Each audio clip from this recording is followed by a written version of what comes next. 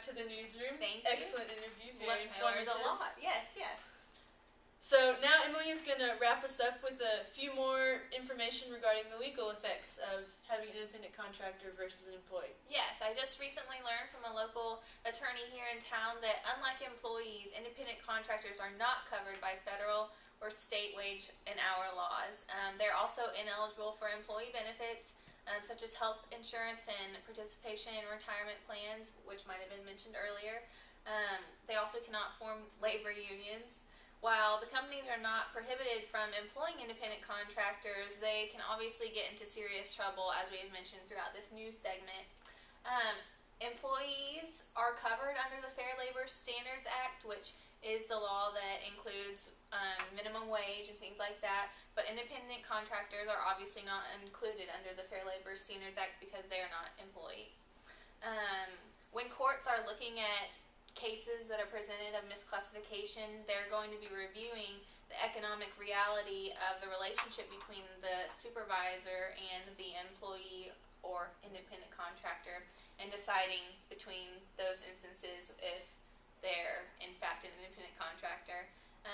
Worker misclassifications can, as we mentioned before, result in liability for unpaid wages and taxes and other penalties and fines, along with other dangerous consequences. So workers who believe that they've been improperly classified as independent contractors by an employer can use Form 8919, which is the uncollected Social Security and Medicare tax on wages, to figure and report their employer's share of uncollected Social Security and Medicare taxes due on their compensation.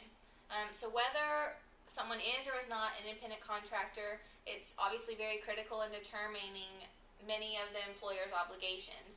Making an incorrect designation can have an enormous economic consequence, like we had mentioned before, with all of the penalties and tax liabilities. Employers should also routinely review independent contractor arrangements to make sure that the relationship has not changed into an employment relationship where they would have further obligations.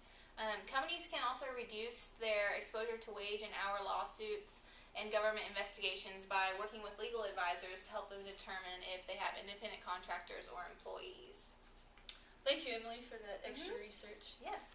So to conclude, the determination between employee and independent contractor has obviously become blurred in recent years as employers are trying to cut costs with the recession by passing off regular employees as independent contractors. In a study done in 2007 by Patricia Smith, New York's labor commissioner, identified more than 31,000 instances of misclassification and assessed $11 million in unpaid unemployment taxes and $14.5 million in unpaid wages.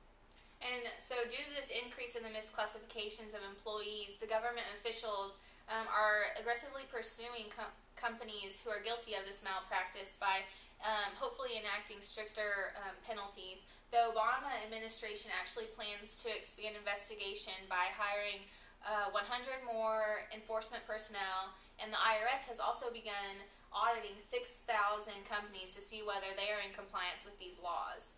So although employing independent contractors seems to be an attractive avenue for our small businesses to cut costs, business owners also need to realize the things that we've mentioned in this segment, then the liabilities that are associated with proper classification of their workers. So for those of you wondering where Kevin is, he's out on a breaking news story that will be featured on our next segment.